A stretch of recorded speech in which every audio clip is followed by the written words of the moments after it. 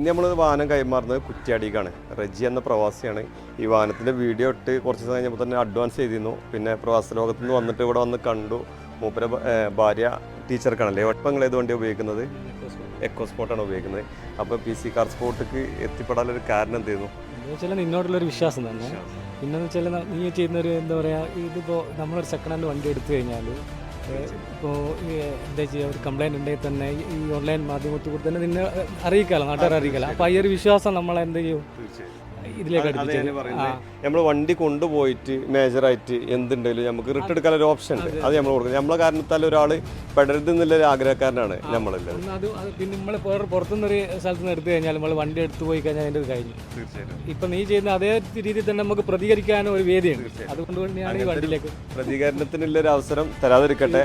അപ്പോൾ ഉഷാറാവട്ടെ.